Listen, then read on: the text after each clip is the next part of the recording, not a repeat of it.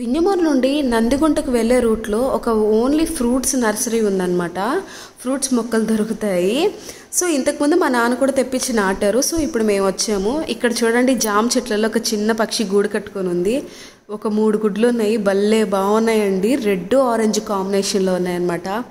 పక్షిని చూద్దాం అనుకునే లోపు ఎగిరిపోయింది. ఇక్కడైతే చాలా రకాల పండ్ల మొక్కలు అయితే ఉన్నాయండి. అంటే నేను వీడియో మాత్రం అన్నీ తీయలేదు, కొన్ని మాత్రమే తీశాను. ఇక్కడ వచ్చేసి హైలైట్ వచ్చేసి ఏంటంటే ఎక్కువగా ఉండే మొక్కలు కూడా ఇవి వచ్చేసి అల్లం నేరేడంట. కొంచెం పొడవుగా కాయలు కాస్తాయి అనేది చెప్పారు. చూడండి, ఇవన్నీ అల్లం నేరేడనండి. ఇక్కడ కూడా ఉన్నాయి, హైబ్రిడ్ అనమాట.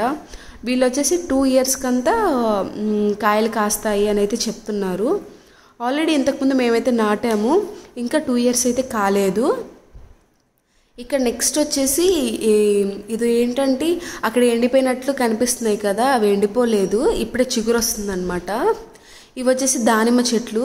మేమైతే ఇంతకుముందు నాటాము మా నాన్న వాళ్ళ తోటలో. అదైతే కాయలు కాసింది, బట్ అది 1 ఇయర్ టైం పట్టిందనమాట. అంతకుముందు కూడా పూత వచ్చింది, అలాగే పిందులు వచ్చాయి, రాలిపోయాయి అనమాట. సో ఇవన్నీ వచ్చేసి మామిడి మొక్కలు, బంగినపల్లి చెట్లు అనమాట. అండ్ ఇక్కడ వచ్చేసి వాళ్ళు ఎక్కువ రోజులు ఉంటే అలా నాటేస్తారు చూడండి, అలా నాటారంట. ఇక్కడ వీళ్ళైతే చెప్తున్నారు, అంటే తెలిసిన వాళ్ళు కూడా ఉన్నారు కాబట్టే నమ్ముతున్నాను అనమాట. నేను బయట వాళ్ళని అయితే నమ్మము. ఇక్కడ పనిచేసే వాళ్ళు ఏం చెప్తున్నారంటే ఇక్కడ కాస్తూనే ఉంటాయి సీజన్లో, మేము ఇక్కడ పూత వచ్చిన తర్వాత చెట్టు గ్రో అవ్వదని కట్ చేస్తూ ఉంటాము అనేది చెప్పారనమాట.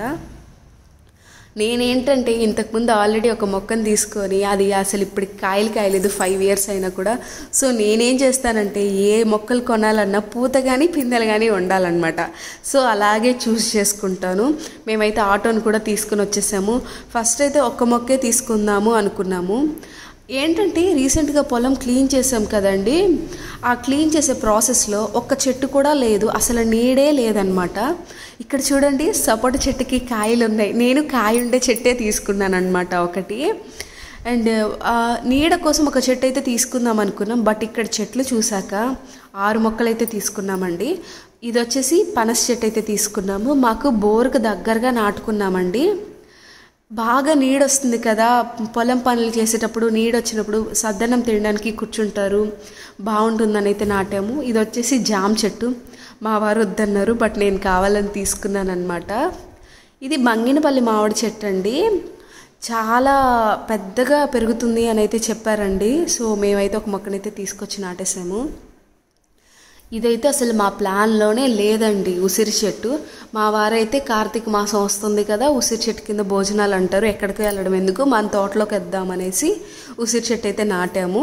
ఇది వచ్చేసి పునాస మామిడి చెట్టు. ఇదైతే నా ప్రపోజలే అనమాట.